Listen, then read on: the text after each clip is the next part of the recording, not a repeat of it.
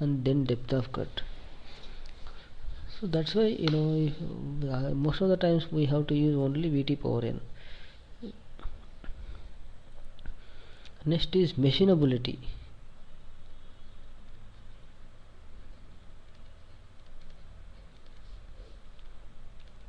Ability or ease with which machining of a given component can be done. Ease with which machining of a given component can be done. It's called machinability. So machinability, as the surface finish increases, machinability increases. So cutting forces and power decreases, machinability increases. Tool life, as tool life increases, machinability also increases. As the temperature of the chip increases, machinability decreases. It's like the relation between the machinability and the different factors. Type of chip. If it is discontinuous chip, better machinability. So this machinability is measured by using machinability index.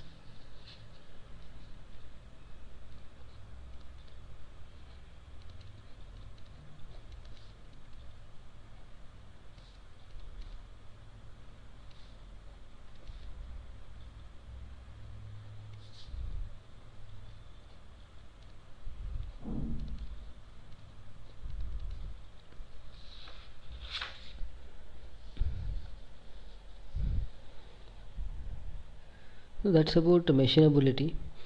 And next topic is grinding. Grinding is one of the finishing operation. Grinding is a finishing operation.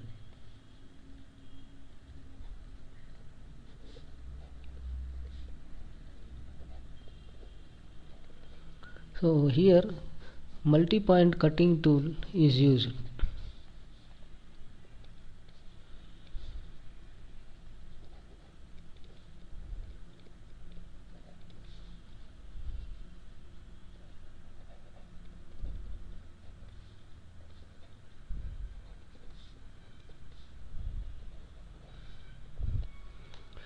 Machining operation used for producing good surface finish in the component is generally grinding. Approximate shape of abrasive particles is rectangular or cubical. Approximate cross section of chip produced during grinding is triangular. At the grinding, as the grinding is in programming, in programming the abrasive particles will get wears out. Progressive, as the grinding is progressing, the abrasive particles will get wears out slowly and becomes blunt. As grinding in progressing,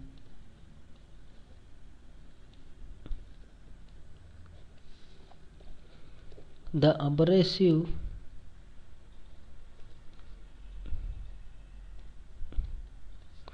particles will get wears out slowly and becomes blunt. So after some time the blunt abrasive particles are started rubbing on the workpiece, so that these rubbing forces produced will pull out the blunt abrasive particle.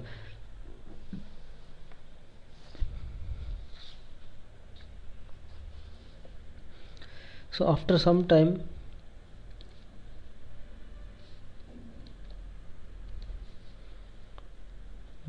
this blunt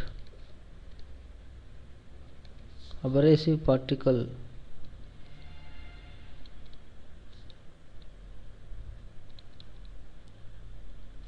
or started rubbing on the workpiece so that the rubbing forces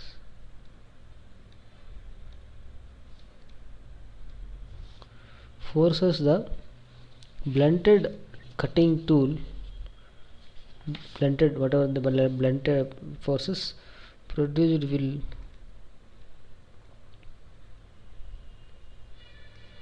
will pull out the blunt abrasive particles.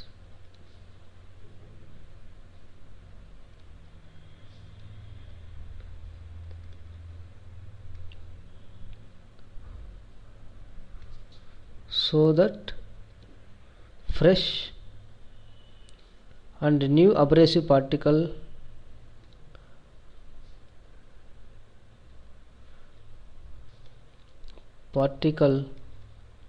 present behind the blunt abrasive particle will come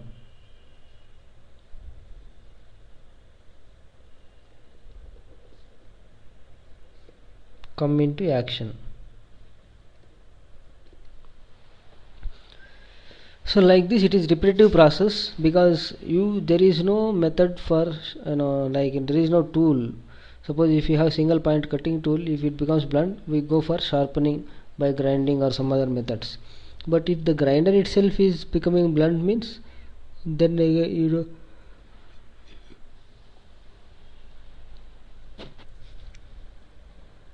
is no tool for sharpening that actually. So what we need to do is, so the grinding goes on, like even the becomes blunt also it goes on. Once the rubbing starts out, the blunted tools, the cutting tools will come out, so new tools will generate. So new tools will again come into the action cutting mode. So after it becomes blunt, again it will come out and new tools will form. So this process takes place. This is called shelf sharpening. This is called shelf sharpening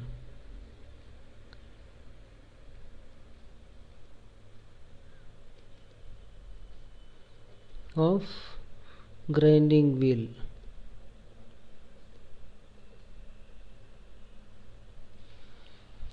So abrasive particles are much hardening the workpiece. Out of the different conventional machining methods, grinding requires largest specific cutting energy, because random orientation of abrasive particles, that is generally about 20 to 35% of abrasive particles present the surface, are only acting as cutting tools, and the remaining abrasive particles are simply rubbing on the workpiece without doing any machining. So low penetrating action of the abrasive particle, that is even the abrasive particles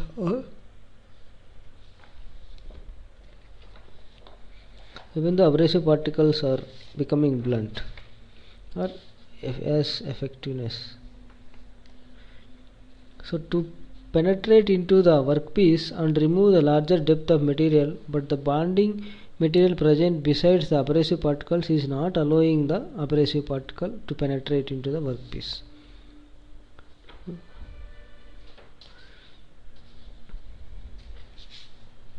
Here there is one machining ratio or grinding ratio, which is one small formula. Machining ratio or grinding ratio equal to material removed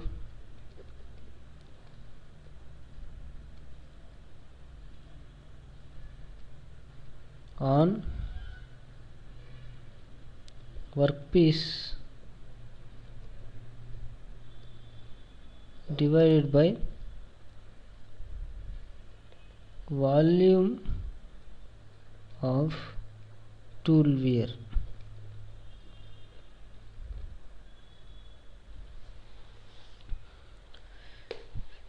If the tool wear is 0, then grinding or machining ratio will become infinity.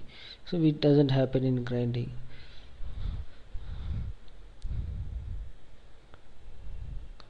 So grinding wheel notation, designation.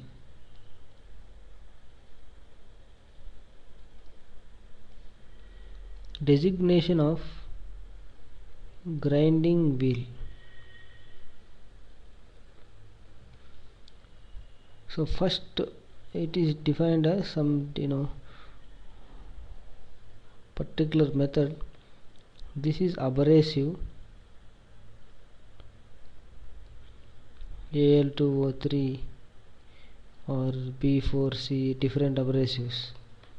Next one is called grit. Grit is nothing but grain size.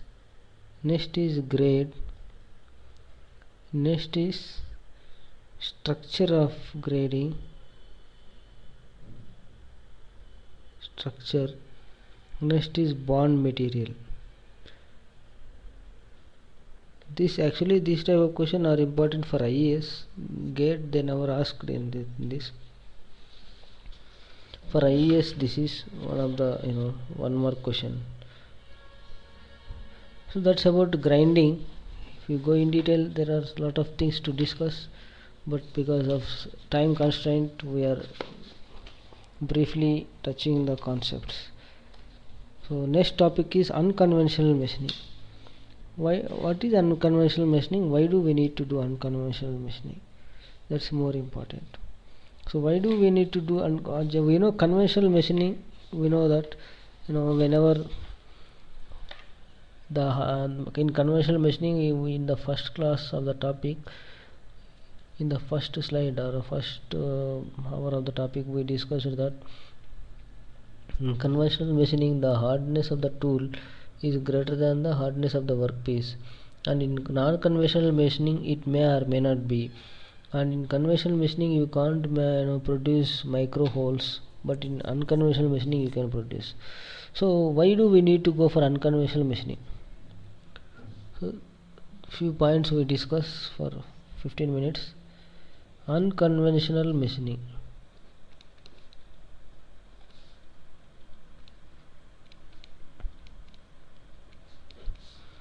It is also called non-traditional machining.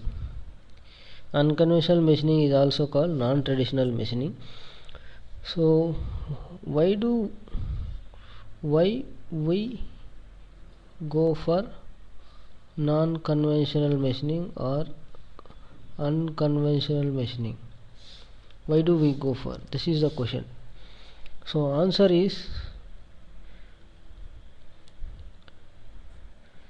to produce non-circular holes.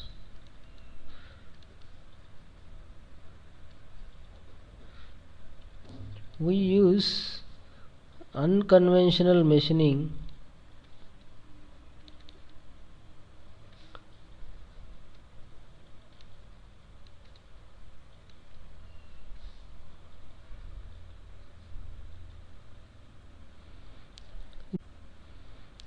unconventional machining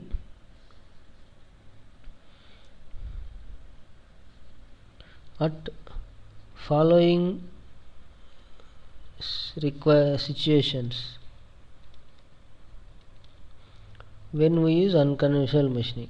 So first one is to generate non-circular holes.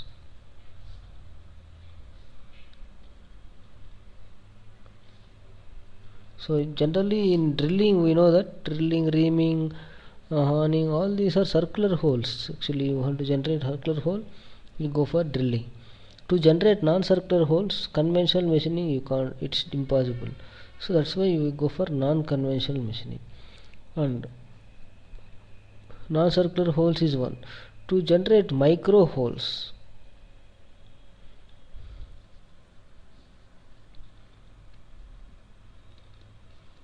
to produce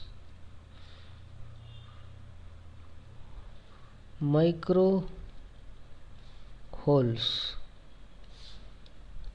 Next one is machining highly brittle materials.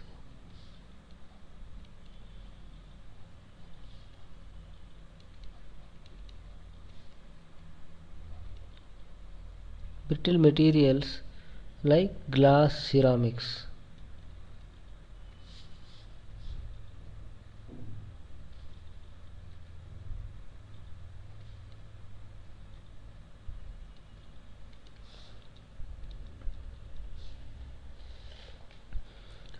Machining very soft material.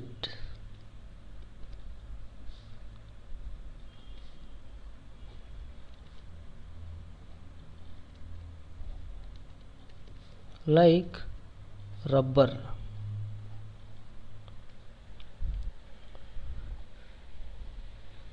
So generating complex shapes.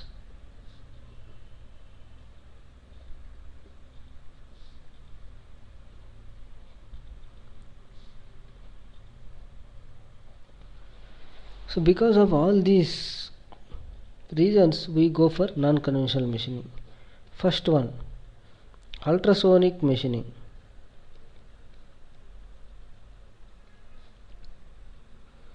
So ultrasonic machining is, here it is one of the method where you can produce holes, rectangular holes and holes in the brittle materials.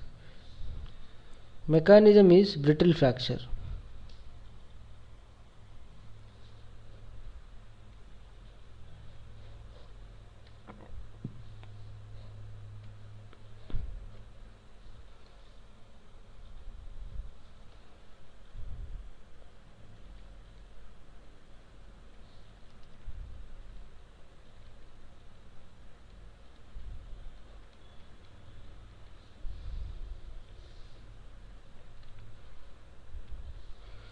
So the tool oscillates. There is no direct contact between the tool and workpiece.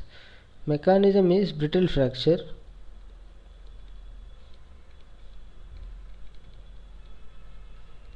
No contact. Tool moves at high frequency. Tool oscillates, oscillates at high frequency without contacting,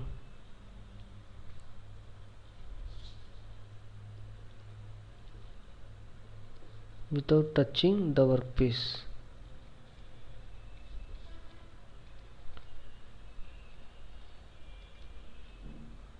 Here generally in conventional machining the tool has to be directly contact with the workpiece, then only you can remove material, but here it may or may not be. In this case ultrasonic machining, there is no need to be, the tool and the workpiece has to be in contact. Even though if they are not in contact, but whenever the tool oscillates, actually we use abrasive slurry also along with this abrasive slurry. So this we pour abrasive slurry where abrasive particles will be there. These abrasive particles will come in contact with the tool, and the tool oscillating at high frequency, it will hit the abrasive particle. That abrasive particle will come and hit the workpiece. So because of the action and direct hitting of the workpiece, there is the abrasive particle will take out the material from the workpiece. So like this, energy will transfer from the tool to abrasive particle, from the abrasive particle to the abrasive particle will take out the workpiece. So this is the mechanism, like brittle fracture, and the medium is abrasive slurry.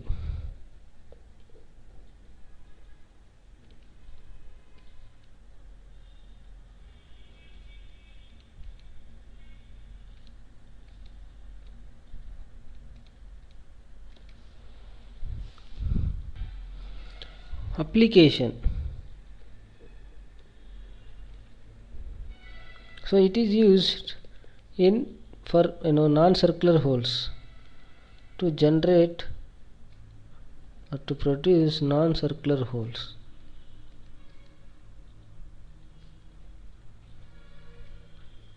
Or to produce holes on teeth.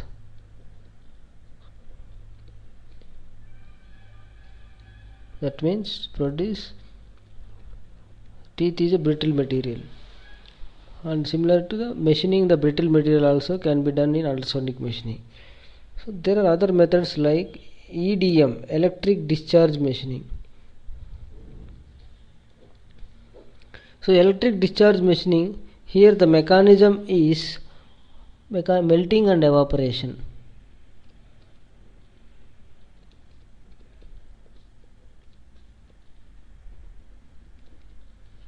So material melting and evaporation.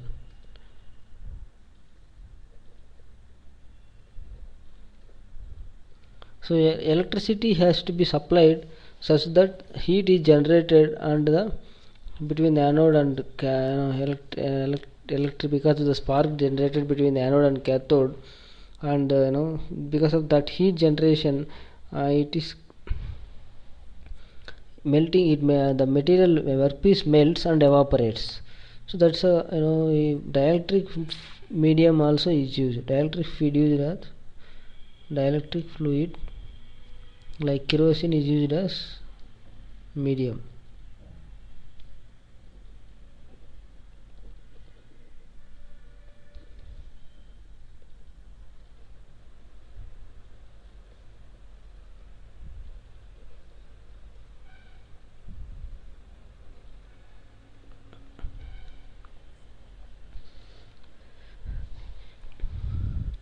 Here holes in diesel engine nozzles are applications.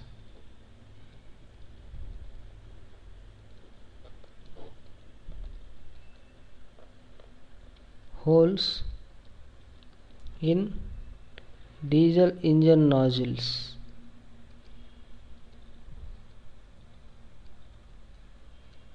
Or by using electric discharge machining. Similarly, electrochemical machining. Electrochemical is based on the ion displacement. So electrochemical machining, ECM,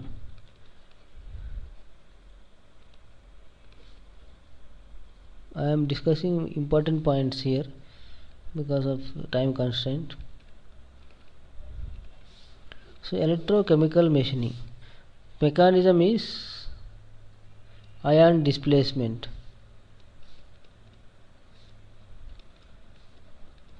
Ions move from anode to cathode, similarly from cathode to anode. So more ions will move from anode to cathode. So that's why we keep the workpiece material as anode, so that it will more material will remove. Medium is salt solution for electrolysis.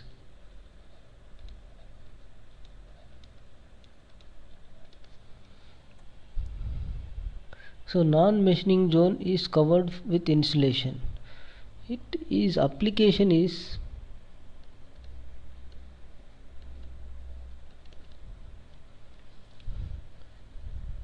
curvature holes.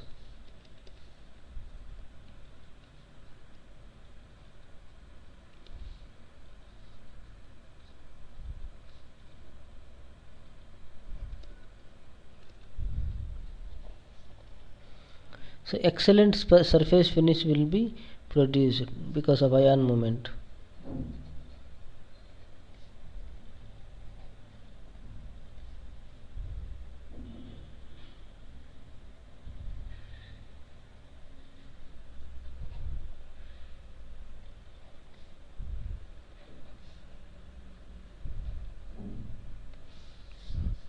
Next one is water jet machining.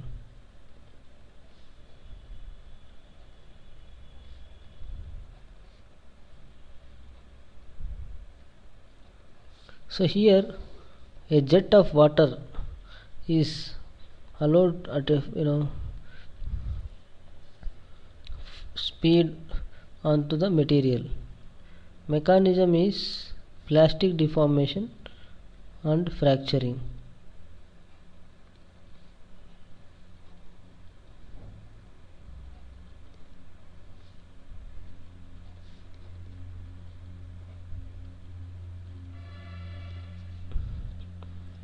So here shoes are actually manufactured with the help of water jet machining.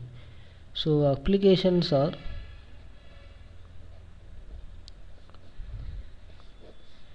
to cut soft materials like rubber.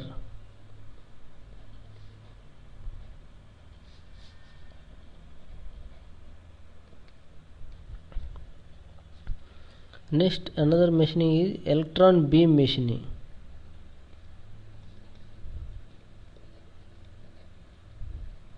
Instead of water from jet, a jet of electrons is passed from the jet. Electrons are passed, high speed electrons are passed from jet in vacuum. So here kinetic energy is converted to heat energy, so melting and evaporation takes place. This is used for highly reactive materials.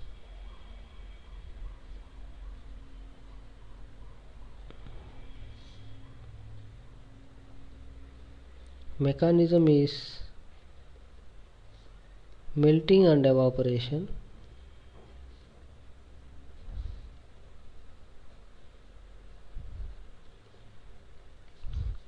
Vacuum is a medium.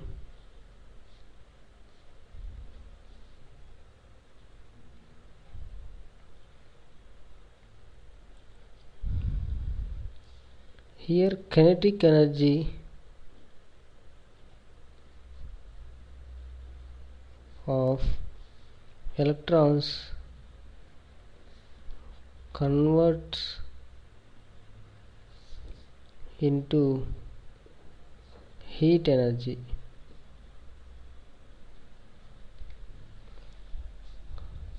Application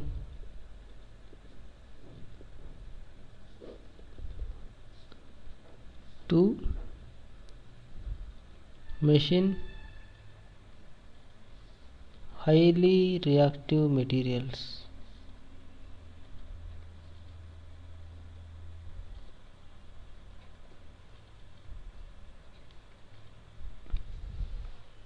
Like aluminum.